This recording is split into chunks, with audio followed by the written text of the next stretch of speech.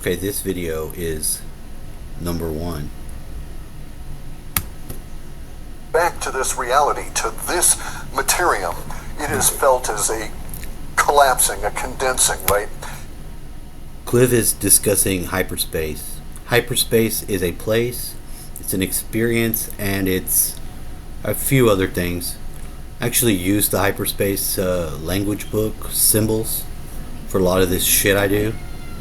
It's wild, crazy, weirdo shit. I do weird. You can get that probably on a. I could write it on a note, and I bet my roommate would sign it. He'd be like, "Yeah, he does. He's weird. Kelly weird." So it has been said that if you are weird, you should be able to tolerate weird things more. You would be in your best interest to tolerate weird situations, and this is true. This is true, and it's not for everybody, which is not to say anything. See, that's the thing about it. It's such a weird niche sort of thing. This is what I like about Austin area. If you're from Houston, because you're starting life and you move to this area, Austin is said to be weird. Austin is weird. At least in my timeline, that's where it's been like that. You see it on bumper stickers, and it seemed to be right. At least it's a lot more weird than Houston is, which is a different type of weird I don't want to go back to. So, continuing. But still, when you do that from an adequate shamanic level, hyperspace encountering psychedelic journey, you're... So also, the guide that I'm taking as my personal guiding, using shamanic, because I do shamanism shit. All your weird language changing shit, what I'm doing, shamanism. Good or bad, and it could be evil. At least when they describe that the power structure is evil shamans, I'm like, I could see that. No one calls them evil shamans, though. I've only heard this one time, but I could identify with that myself. And that's why I continue to educate.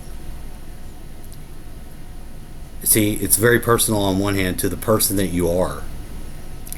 And the trip that you must take must be enabled to be for the person that you are.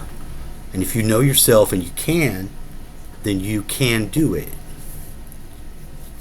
So it will be the strangest journey one will ever have. And that's what you want out of life. If you get out of here when you're dead, withstanding, I woke up dead, you should never be able to say that. Nobody wakes up dead. There's a lot of jokes that...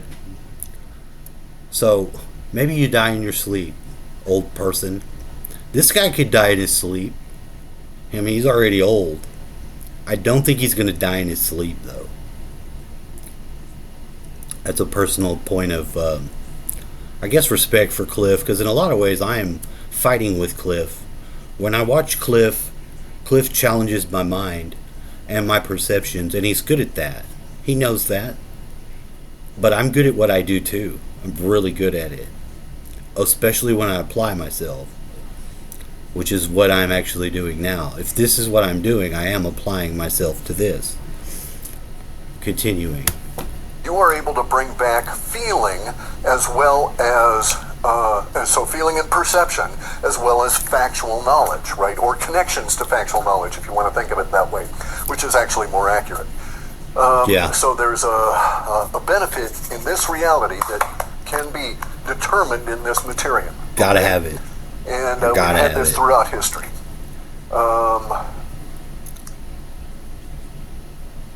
Some people very close to the epicenter who were in imminent danger of dying because they live in coastal villages got the fuck up in the middle of the night at the urging of the shamans to get the fuck to the top of the hills, as well as all of the animals also going to the top of the hills of these little islands. And these people were saved. Okay, so this connection that was brought back by these shaman who practiced drinking a brew that's made out of that has within it golden teacher mushrooms, psilocybin-containing mushrooms, had that connection, and universe told them, get your ass up and get up there, right? And so these things have proven value in this materium. However weird and occult, which means hidden, or esoteric, which means internal, or seemingly illusionary or ephemeral, which means it's not quite able to be grasped. Nonetheless, you have practical value. So it has practical value.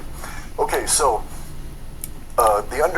so people that go and visit hyperspace will, in my opinion, I think they would, in the main, agree with me that it's more real than real.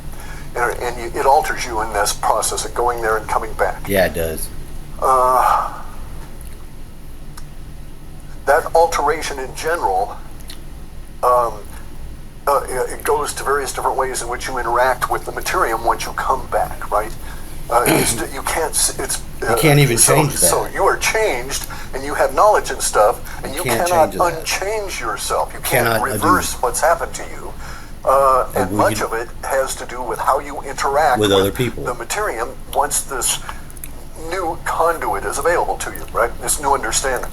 So, you become a resource. Now we come to this idea that, however it occurred, some people who had experienced a psychedelic understanding of things put aspects of their understanding higher into the Talmud. Oh, fuck. And he took a left turn. Because of the, in my opinion, because of the prohibitions in that culture at that time, it was not able to be explored the way it is in other cultures, and we have an interesting effect in the Talmud that we don't see elsewhere with these explorations. So we don't see the same kind of constraints and thinking and so on that was Papua New Guinea, that is taken out of the Talmud. Put on the Jewish people. We can't take that kind of understanding out of the same contextual discussions in Sanskrit or Pali or the Sumerian or any of these other literatures. So there was something about the Talmud and the culture in which it arose that caused this understanding to occur. And that understanding has been carried forward into our current establishment, which derives much of its power because of the Babylonian money magic and the control of it by the Talmudarians. So much of the establishment is under the impression and guidance of a occulted force, a limited understanding of hypercode. Okay, hypercode is this. So when you're in hyperspace, you're in a reality that's far more real than anything here, and it's just really bizarre compared to here. And some aspects of it can sort of be described, but none of it can be adequately put into words at all, nor can you adequately draw it. But people have tried throughout time, and this accounts for the explosion of the psychedelic art and its attempt in the 1960s, with the psychedelic movement throughout the Western culture, Western liberal republics, and its shocking value, right? Because that's sort of like hyperspace. There's no place in hyperspace that you can look, and we say look advisedly. So any terms I use that references the body must be taken with a particular understanding. That understanding is that you don't have a body in hyperspace that you do not create with your own mind. So, but you're nonetheless still filled with perceptions of hyperspace, whether or not you choose to do that. I mean, creation of the body. And so I was instructed after an encounter. He had to make his own body by blowing himself up like a balloon. That I sought to achieve reconnection with frequently. I was taught that it was rude not to extrude a body and attempt to look like whatever your representation was down in the material. And so the concept was that, according to this being that I encountered, that I might be over here, and let's just say that's a me here on Earth. You're dry spying, and it's not cool. And it came across as male in my understanding. And so, so it was my buddy, so we'll call him Bud, okay? I have no idea what his name was because words don't work. You can't use language there in the same way. You have to talk in molecules. It's just really, really, really weird. And he's off in some other planet over here. and we're both meeting through the medium How of about that hyperspace chance? What a chance encounter, huh? as a quote place. Okay, and it's not a place. It's not a materium place like here. There are no materium atoms there. In some respects, it appears, and this is a conclusion of my own, that hyperspace is the barrier line between giant consciousness on the other side that fills everything in every spot in perpetuity and Heaven. Everywhere, Heaven. and the materium, which is the first limit. So, in a sense, I think of hyperspace not as a plane, but more as the balloon or the edge of the bubble in which here we have the materium, matter, and out here is consciousness. And so this is just one way of thinking of it, right? And Hold on. Consciousness runs fucking Bordertown. Bartertown, however you want to say it. Consciousness is the king. It runs everything. It's not matter. It's not the matter. It's not the atoms. There's no look. Consciousness already exists. You could call it God, but that would not be correct.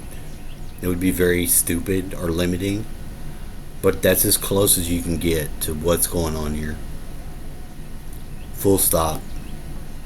I mean, that's basically it. Now, how do you get from there to any other place? Well, if you know that we're in a place that is a simulation or whatever the fuck you want to say is going on here, I mean, each of us will have a self-preservation mode to follow through. So you're not gonna want to do yourself in. So all you can do with this is take it with your best ability to process.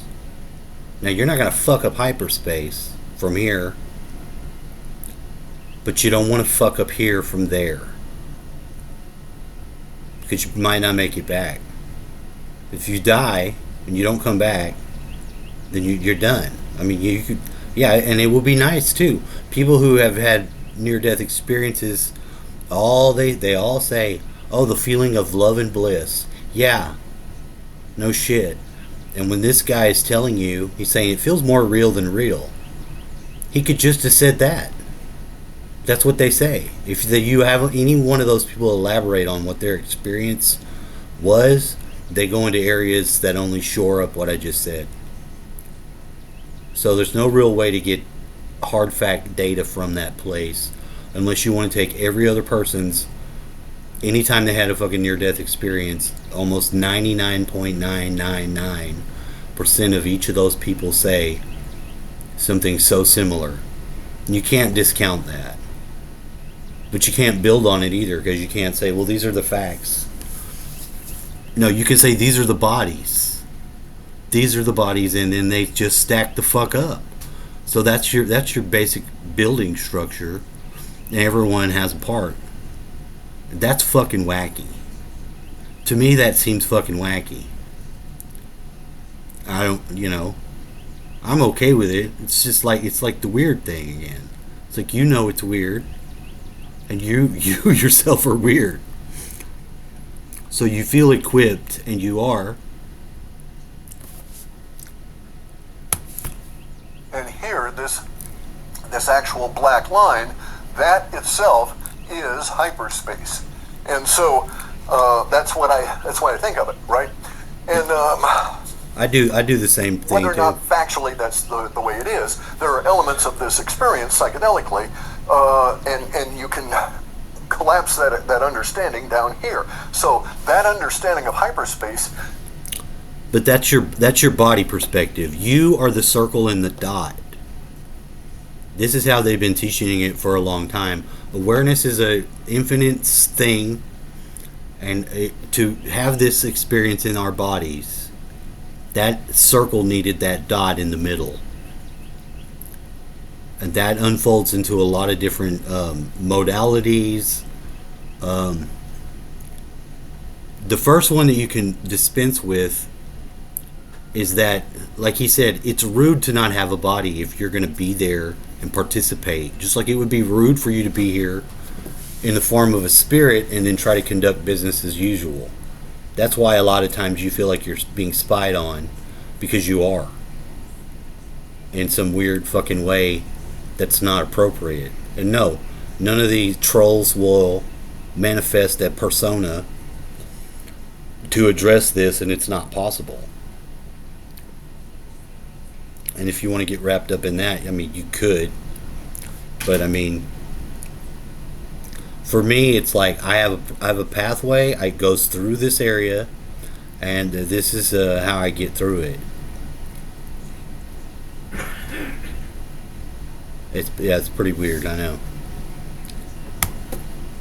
Doesn't necessarily aid you when you're there, right? But it does aid you here, trying to reabsorb and reconnect and understand everything you've learned and put it into this new.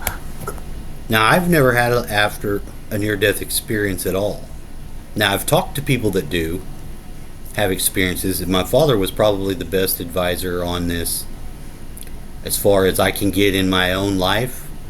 Somebody giving this secondhand information to me was my dad, the first one.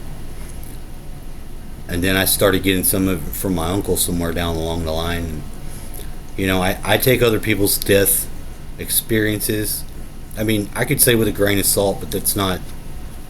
I mean, what do I do with the grain of salt? Throw it over my shoulder and hope for the best? Or, you know, what do I do with that grain? I don't know. Look, I don't know what to do with that other than I have a father, I have an uncle. My dad actually died on the floor of a bathroom. And then he had his near-death experience. And he didn't want to be part of the humor of it was he didn't want to be found dead on the floor by his then-time wife, Vivian. And yeah, he was on the floor. He has major... his extremely bad... He did have extreme ulcer situations that periodically required him hospitalized because he would have a perforated ulcer begin to intestinally bleed, and so he would start dying because if you're bleeding in your stomach, you begin to die. It's fatal. You can't live. Like, it'll put you in the hospital. So one of these times he had a near-death experience. He definitely died here. He was dying. I went into the room and he was what they call aspirating, which kind of freaked me out because I went to take him some coffee and this he's got blood coming out of his nose, foam in his mouth, and he would have died. He would have been dead had he not had intervention. So I did. I called the fucking 911, provided the intervention, and I was freaked out by it. It's probably one of the most freaked out experiences I've ever had in my life. I mean, because when I had to make the phone call to 911, I had to call somebody before I called the 911. And I did it really fast, but it was like that fast situational shit that you do if you do it. I called my friend Eden, and Eden said, call 911, get off the phone with me, call 911. She kicked me in my fucking ass via phone, and then I made the call. So I wasn't even properly capable of making the simplest phone call in that moment of stress. That's how real it was. It was real. And yeah, he was aspirating, and he was laying down in the bed, but his arm would go up like he was reaching as high up as you can reach your arm, and then he would slam his arm down by the coffee I was trying to bring him, like he was trying to get to drink the coffee, but he was such in a fucked up I'm dying. I have the coffee cup right in front of me. I totally forgot this was the coffee cup, and secretly I guess enjoying it with coffee for a long time. It's crazy. It's fucking weird. This is the type of weird that happens. It's a Valentine's Day coffee cup. The grander context. And this is usually the way you know you've encountered some legit knowledge from hyperspace. and not some weird ass shit that's bubbling up out of your own mind, which we'll get into in the hyper woo segment that follows this. But because when you learn from hyperspace, your world expands. Okay, yes, you will learn about details within yourself, within your materium reality. I really like Cliff. No, I don't believe most of what he said is accurate, but it's a framework accuracy where we humans do real good at battling over these little details. No, it's not appropriate. I will probably never even meet the man. You know, it's not like he knows me, but he does. In a way, he does, because he and the hyperspace are in common, like I am in common, because I'm aware of it.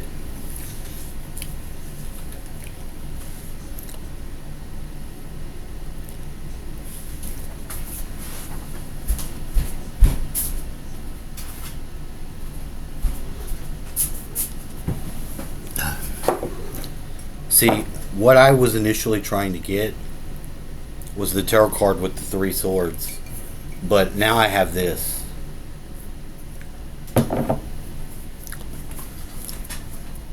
Today is the first day of the rest of your life. A life worth living.